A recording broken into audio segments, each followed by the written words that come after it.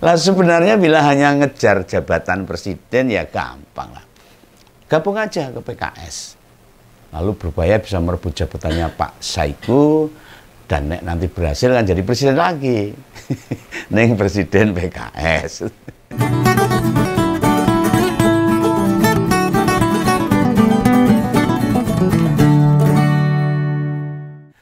Sebulan kurang sedikit ini Pak Mulyono segera mengakhiri masa jabatannya sebagai presiden. Dan dilihat dari gestur raut mukanya itu atau sikapnya akhir-akhir ini kok sepertinya nggak rela itu melepaskan jabatannya. Power syndrome apa ya? Ampun tenan ini ya. Apa dia nggak ngerti yang namanya post power syndrome itu ya sekarang ini kayak gitu. Ya, saran Begawan sih komunikasi lah sama organisasi psikologi. Ini saya saran bukan apa-apa.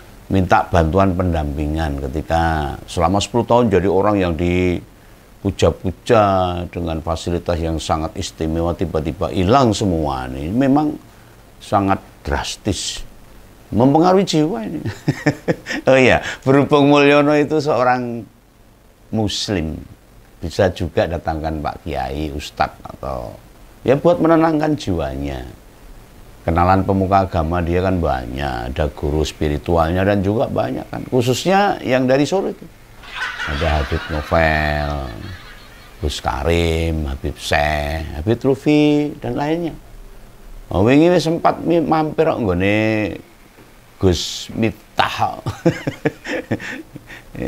Ustadz yang gondrong itu.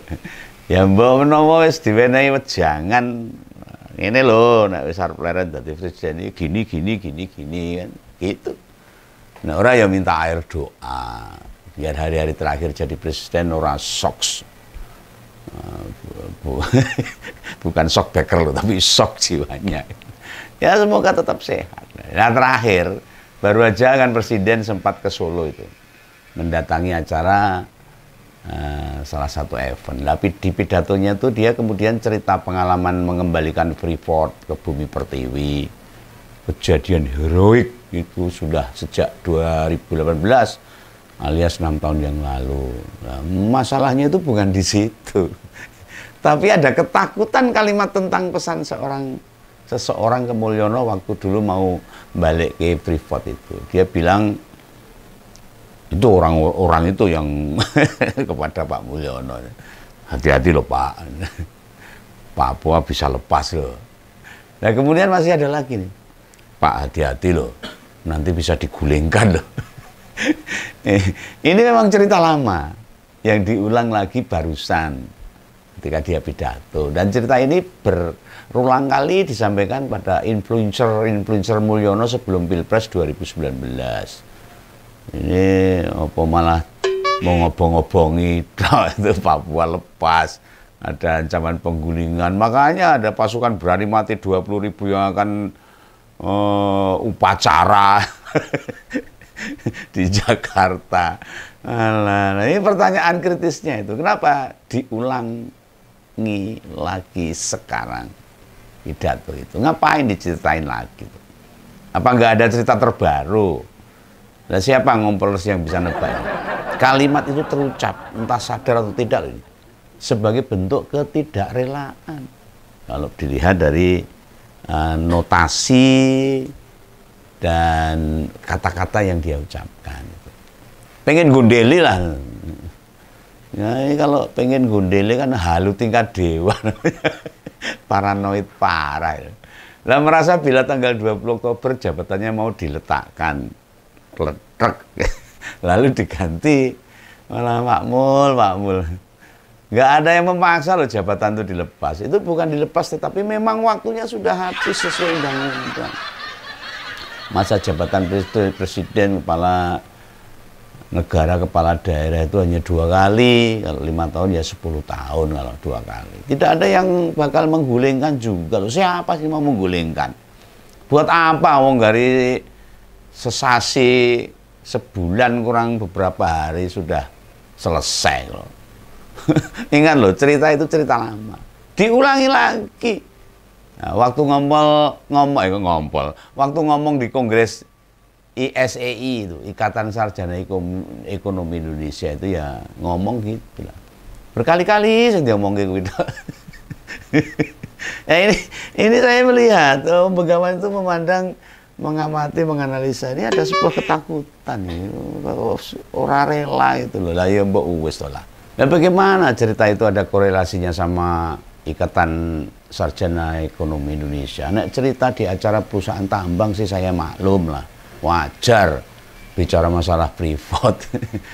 Atau sarjana geologi yang hubungannya dengan tambang, sarjana pertambangan malahan. Atau ikatan ahli pengeboran bumi, ya maklum itu wajar. Kita semua paham lah. Jabatan melekat pada dia itu memang terlalu lama. Dari wali kota, gubernur, presiden, 20 tahun. Sejak di Solo 2004. Ini mesti jadi pembelajaran bagi kita semua. Seseorang nggak boleh lagi lah menjadi pejabat berturut-turut lebih dari 15 tahun. Ini terus lali jadi rakyat. Akhirnya melepaskan jabatannya itu rarelo. Ada power syndrome akut itu loh. Misalnya karena naik kebablasan loh itu, ya persis Pak Mulyono itu susah ngelepasnya itu. Apapun itu dilakukan akhirnya agar kekuasaannya nggak lepas. Ya, sembuh caranya seperti apa? Mengusulkan 3 periode, mengusulkan anaknya biar menggantikan dan sebagainya. Wes toh. Ngandelo sama Begawan, jabatan aman itu sampai 20 Oktober. Hanya wong gendeng ya, menjatuhkan presiden yang masa bekerjanya tinggal 30 hari kurang itu. Untuk apa itu? Memangnya ngejatuhin presiden, kaya nibake kelopo atau nibake balai kluntrung, kok balok kluntrung, bluk. Langsung tekan ngisor gitu, enggak seperti itu. Memangnya kepala negara tidak dikelilingi pengawal, ajudan, pas pampres, dan sak panunggalane, sak piturute. Apa Mulyono ya lupa toh, sekarang ini yang oposisi tinggal PDI Perjuangan. Itu artinya nggak ada pihak yang mau Mulyono berakhir sekarang. Apa tujuannya dia mengulang cerita lama itu? Ngapain? Diomongke lagi tuh. Itu lagi itu. Lah sebenarnya bila hanya ngejar jabatan presiden ya gampang lah. Gabung aja ke PKS. Lalu berupaya bisa merebut jabatannya Pak Saiku, dan nanti berhasil kan jadi presiden lagi. Neng presiden PKS. Atau Pak Mulyono kuliah aktif lah di organisasi mahasiswa terutama BEM. Nanti bila ada pergantian jabatan ketua BEM, ya ikut saja di pertarungan itu. Nek menang kan jadi presiden BEM. Banyak kok jabatan presiden. Atau di Solo ngurusi Persis, nanti jadi presiden Pasopati. Oke. Bukankah ini memperlihatkan lah, kondisi kejiwaannya itu perlu ditangani. Kasihan, mesake jan. Menyimak pidato kemarin itu Begawan jadi terenyuh itu. Apa kita bila jadi nomor 1 tuh. Genggamannya makin hari makin kuat.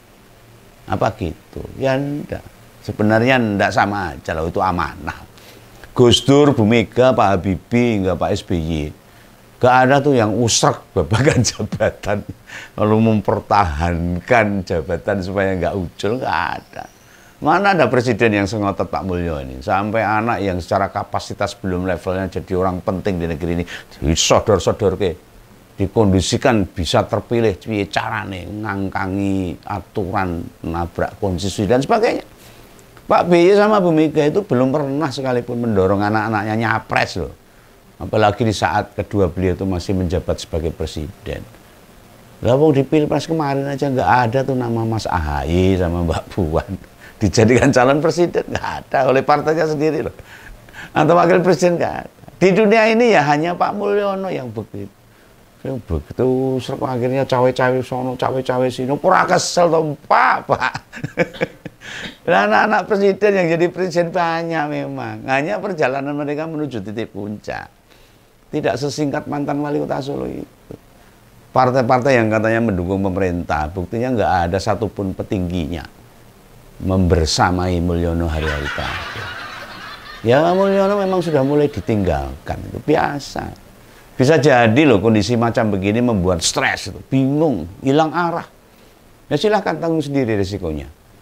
Diingatkan banyak pihak, panggah wae ngeyel.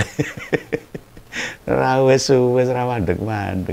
Oh iya, umpama tadi kepikiran nih, pantes dia sekarang pilih tinggal di IKN, tapi katanya nggak jadi di IKN. Gitu. Masih banyak yang harus dipenuhi. Ini sak gumi meneh itu relawannya, para pemujanya itu, penyembahnya itu. Oh, yo ngeyel. Ini kesalahannya juga pada relawan-relawan yang ngusak terus ini. Di belakangnya Gibran dan di belakangnya Pak Mulyono itu. Yang akhirnya tidak ngeleke, tidak memberikan wawasan, tidak memberikan peringatan gitu. Mualah jorong-jorong ke jurang. Ini baru ngeh aku nih masalah IKN ini. Ini jadi bentuk ketidaksiapan kepala negara. Ngelihat barang-barang di Istana Bogor mulai dibersihkan. Seandainya masih tinggal di Bogor misalnya, wah apa enggak makin puyeng itu. Tiap hari melihat truk-truk besar ngangkutin muatannya untuk dikirim ke Solo gitu. Kita sih nggak pernah dengar berita dirinya punya rumah di Jakarta, nggak pernah. Tak goleki rene. Masa masih jadi presiden mau ngontrak rumah kan enggak.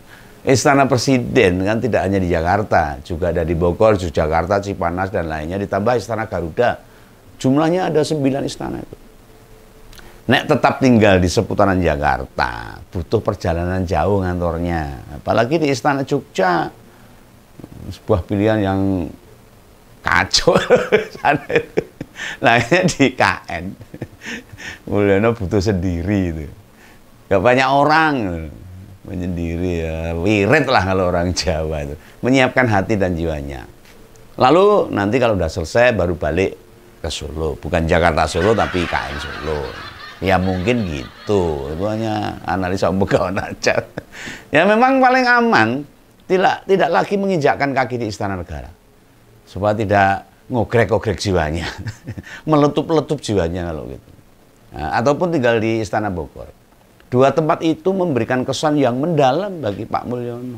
Nah, sisa-sisa waktu ini, Pak Mulyono lebih suka menjauh dari Jakarta. Bila harus di Jakarta, dirinya akan membatasi diri balik ke Istana Negara. Nah, maka pilih datang langsung ke hotel. Tidur. Ya lah, pesan pegawai aja. Tidak ada masyarakat yang punya keinginan untuk menggulingkan Jokowi pada masa akhir jabatannya. Indonesia aman, Indonesia harus damai. Salam Begawan, salam Ngempol. Dadah.